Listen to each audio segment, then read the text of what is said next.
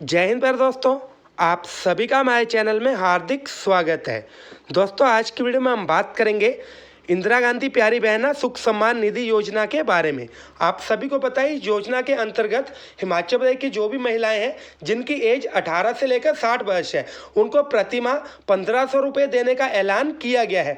अब देखिए दोस्तों, ये जो पूरी योजना है इसके अंतर्गत कौन कौन सी जो टर्म एंड कंडीशन है वो सामने आ रही है। अब आप सभी को ही पता है ये चीज़ भी पॉसिबल नहीं है कि हर एक ऐसी लेडी को जिनकी उम्र 18 से 60 तक है उन सभी को ही ये जो 1500 रुपये प्रति माह है वो दिए जाए। तो यहाँ पे कुछ एक टर्म एंड कंडीशन लागू हो रही है, कुछ एक रूल्स बनाए गए हैं कौन कौन सी महिलाओं को ये जो 1500 रुपये है वो मिलेंगे और कौन कौन सी महिलाओं को नहीं मिलेंगे। साथ ही साथ दोस्तों आपका जो एप्लीकेशन फॉर्म्स है, आपके जो एप्लीकेशन फॉर्म्स है वो किस तरह से होंगे, कौन कौन सी इंफॉर्मेशन आपको फिल करनी पड़ेगी, साथ ही साथ दोस्तों आपके पास कौन कौन से डॉक्यूमेंट्स होने चाहिए, सारी चीज़ें आपको इसी वीडियो के माध्यम से पता लगेंगी। तो मुझे उम्मीद है आप इस वीडियो में शुरू से लेकर एंड तक बन रहेंगे।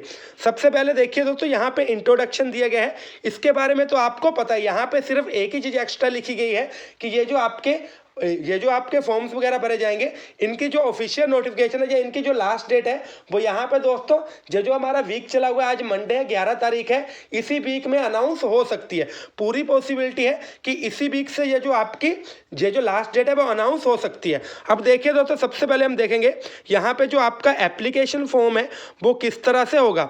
तो आप सभी ने यहाँ पे ध्यान देना है, जो आपका एप्लीकेशन फॉर्म है वो किस तरह से दिया होगा।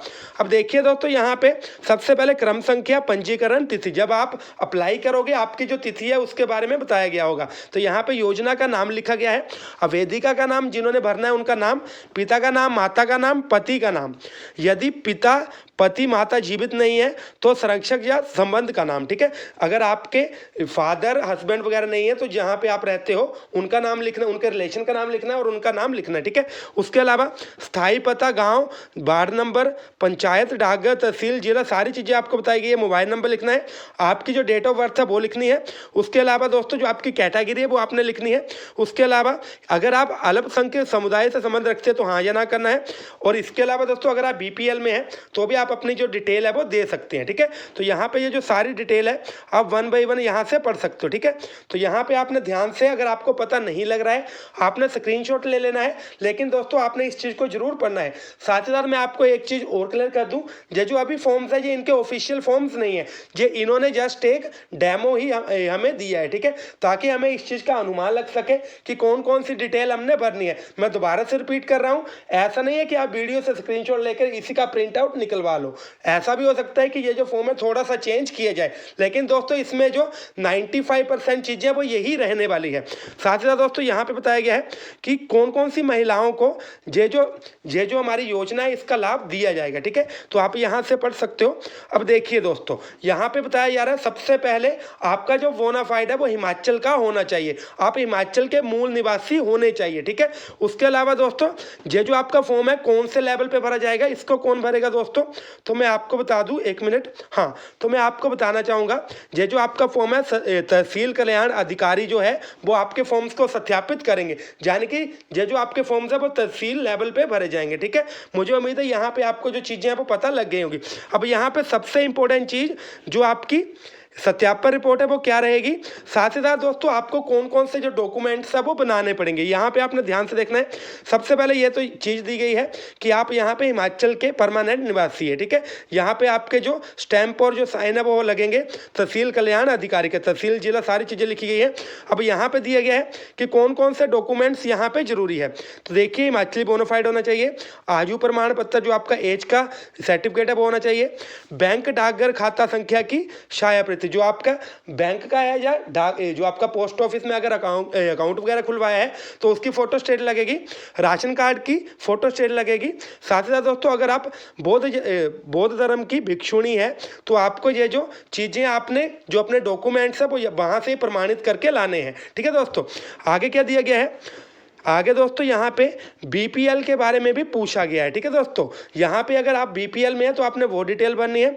उसके अलावा अवेदिका का आधार कार्ड नंबर, अवेदिका के परिवार का राशन कार्ड नंबर, सारी चीज़ें दी गई है। उसके अलावा क्या दिया गया, नंबर 14 में लिखेंगे अवेदिका के नाम डाकघर में बचत खाते का विवरण है। ठीक है, ये जो आपका खाता है उसके बारे में जानकारी ली गई है, दी गई है। ठीक है दोस्तों, तो यहाँ पे सारी जो चीज़ें हैं आपको यहाँ पे देखने को 1 बाई 1 मिलेगी। ठीक है, मुझे उम्मीद है यहाँ तक जो चीज़ें आपको क्लियर हो गई होंगी। ठीक है दोस्तों, पॉइंट हमारा सामने आ रहा है। सबसे बड़ा हमारा जो पॉइंट है वो कौन सा दोस्तों सामने आ रहा है, तो देखिए यहाँ पे कौन कौन सी महिलाओं को ये जो लाभ है वो नहीं मिलेगा। यहाँ पे आपने ध्यान से समझना है। देखो यहाँ पे नियम और शर्तें क्या है। इसके मुताबिक परिवार से केंद्र या राज्य सरकार के कर्मचारी, पेंशनर, अनुबंध, आउटसोर्स, दैनिक वेतनभोगी, अंशकालीन वर्ग के कर्मचारी होने पर महिलाओं को लाभ नहीं दिया जाएगा। मैं सिंपल तरीके से समझाने की ट्राई करता हूँ।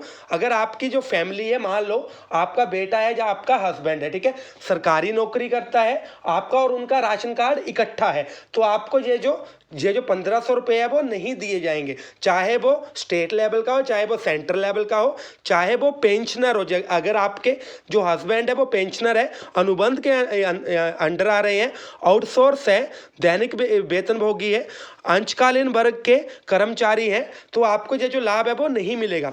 इसी तरह से आगे कौन कौन सी चीज़ें दोस्तों दी गई है, सेवारत या भूतपूर्व सैनिक या सैनिक विधवा, मानदेय प्राप्त आंगनवाड़ी कार्यकर्ता या सहायिका, मल्टीटास्क वर्कर, सामाजिक सुरक्षा पेंशन लाभार्थी, आशा वर्कर, मिड डे मील, पंचायती राज संस्थाओं, शहरी स्थानीय निकायों के कर्मचारी, केंद्र राज्य सरकार के तहत विभिन्न सार्वजनिक उपकरण बोर्ड, काउंसिल, एजेंसी में कार्यरत पेंशन भोगी, वस्तु एवं सेवा कर के लिए पंजीकृत व्यक्ति या आयकर दाता के परिवार की महिलाओं को भी ये जो लाभ है वो नहीं मिलेगा। तो दोस्तों मुझे पूरी उम्मीद है यहाँ तक जो चीज़ है वो आप सभी को क्लियर हो गई होगी। आगे इसके बारे में कोई भी अपडेट आती है, जब भी इसके एप्लीकेशन फॉर्म्स आउट होंगे, आपको वो कहाँ पे मिलेंगे, मैंने आपको बता ही दिया है, ये आपका तहसील लेवल पे भरा जाएगा। और जो एप्लीकेशन फॉर्म है उसको भी मैंने आपको मोटे मोटे तौर पे बता दिया है। आगे इसके रिगार्डिंग कोई भी अपडेट आती है तो आपने दोस्तों हमारे चैनल को पहले सब्सक्राइब करके रखना है। साथ ही साथ दोस्तों आप हमारा व्हाट्सएप ग्रुप भी ज्वाइन कर सकते हो। व्हाट्सएप ग्रुप का जो लिंक है वो मैं फर्स्ट कमेंट में पिन कर दूंगा। तो दोस्तों आप सभी ने अपनी फैमिली के महिलाओं के साथ, अपनी माताओं के साथ, सभी के साथ ये जो इंफॉर्मेशन है वो जरूर शेयर करनी है, ताकि उनको ज़्यादा से ज़्यादा योजना है इसका लाभ मिल सके। तो थैंक यू। जय हिंद, जय भारत, जय हिमाचल।